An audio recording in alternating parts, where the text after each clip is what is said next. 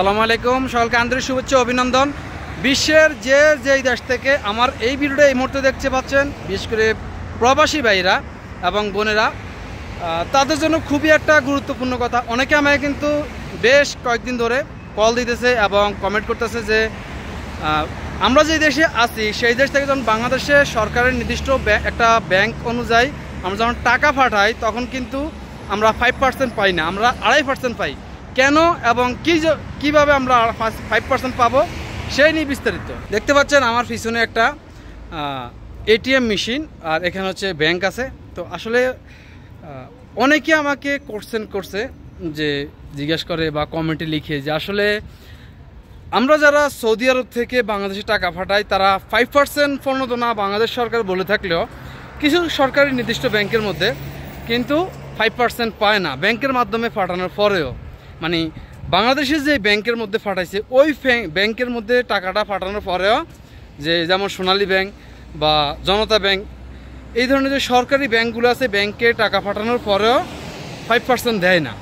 তো আসলে এটা নিয়ে আমি কথা বলছিলাম। তো এখন আমি আরেকটা ব্যাংকে যাচ্ছি, আল রাজি ব্যাংকে যাব সৌদি আরবের। এখানে আসলে যেই মেইন সমস্যাটা, এটা অনেকেই জানে না। আমরা কিন্তু যারা সৌদি আরব থেকে টাকা পাঠাই, তো তারা কিন্তু বিশেষ করে মোবাইল অ্যাপসের মাধ্যমে পাঠায়। তো মোবাইল অ্যাপসের মাধ্যমে হলেও আপনার কিন্তু সিস্টেমটা জানতে হবে যে আপনি ব্যাংক টু ব্যাংক পাঠাতে হবে। যেমন বাংলাদেশের সরকারের ঘোষণা অনুযায়ী যে 5% প্রণোদনা মানুষের পায়ও, কিন্তু যে সরকারি যে নির্দিষ্ট কয়েকটা ব্যাংকের মধ্যে ওই ব্যাংকে, অন্য সব ব্যাংকে কিন্তু 2.5% দেয়।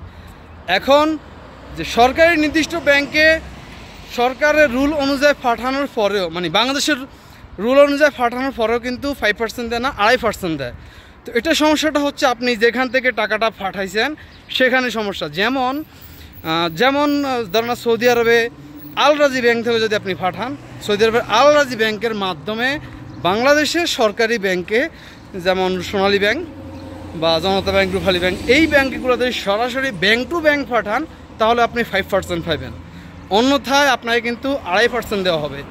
অনেকে দেখেন যে মোবাইল পে, ইউরপে, তারপর যে ফাওরি, এই মাধ্যমে পাঠান, তারা কিন্তু 2.5%-এর বেশি পাবেন না। ওই সরকারি ব্যাংকে পাঠানোর পরেও, মানে বাংলাদেশের সরকারি ব্যাংক যেটা, সেটাতে পাঠানোর পরেও কিন্তু আপনি 2.5% পাবেন, এর বেশি পাবেন না।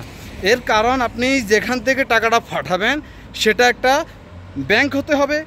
আপনি যদি মানিগ্রাম বা রিয়া, যে এক্সচেঞ্জের মাধ্যমে যদি পাঠান, আপনি বাংলাদেশের সরকারি ব্যাংকে পাঠানোর পরেও 2.5%-এর বেশি আপনাকে দিবে না।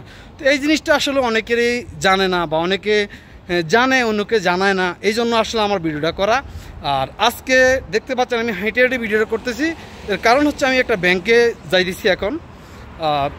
অনেক ভিডিও তো দিলাম যে এক জায়গায় বসে, স্টুডিওতে বসে, তো এই জন্য আজকে হাঁটতে হাঁটতে দিলাম আর কি। ফাইনালি আসলে একটা কথা বলি, সরাসরি ব্যাংকের মাধ্যমে যারা টাকা পাঠাবেন তারা কিন্তু বাংলাদেশে 5% পাইবেন, কিন্তু আপনার এই হিসাবটা করতে হবে যে আসলে সরাসরি ব্যাংক থেকে ব্যাংক, মানে সৌদি আরবে আমরা যারা আছি তারা যদি ব্যাংক থেকে পাঠায় তারা কিন্তু রেটটা কম পায়। প্রায় বাংলাদেশের টাকা প্রতি রিয়াল, 1 রিয়াল সহ বাংলাদেশের টাকায় 1 রিয়ালেরও 1 টাকারও বেশি কম হয়। সেক্ষেত্রে কিন্তু আপনি দেখবেন যে 2.5% দিলেও আপনার অনেক বেশি, যে রিয়া বা মানিগ্রাম এই ধরনের মাধ্যমে যদি পাঠান। আর অনেকে হয়তো লাস্টে কমেন্ট করবেন, ভিডিওটা ভালো করে দেখবেন, সবাই বুঝবেন, তারপরে কমেন্টে লিখবেন। আসলে যে ফাওরি ব্যাংক, এটা কিন্তু আসলে ফাওরি ব্যাংক হলো এটা একটা মানি এক্সচেঞ্জ সিস্টেমটা, মানে মানিটা আপনি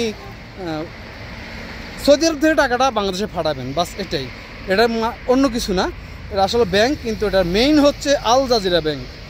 তো অনেকে হয়তো জানেন না। আপনি দেখবেন যে ফাওরি ব্যাংক থেকে যখন টাকাটা পাঠাবেন তারা রিয়ার মাধ্যমে পাঠায়, রিয়ার মধ্যে রেট বেশি দেয়। আর আরেকটা কথা, শুধুমাত্র সৌদি আরব না, বিশ্বের যেই কোনো দেশ থেকে আপনি যদি টাকাটা পাঠান ব্যাংক টু ব্যাংক, যেটা বাংলাদেশ সরকার নতুন রুল করছে, ব্যাংক টু ব্যাংক, আপনি যেই দেশে আছেন ওই দেশ থেকে যে টাকাটা পাঠাবেন সেটা যেই দেশে আছেন আপনি সেই দেশের ব্যাংক, এবং বাংলাদেশে সরাসরি বাংলাদেশ সরকারি যে নির্দিষ্ট কয়েকটা ব্যাংক আছে সেই ব্যাংকে টাকা যদি আপনি পাঠান তাহলে আপনি 5% পাবেন।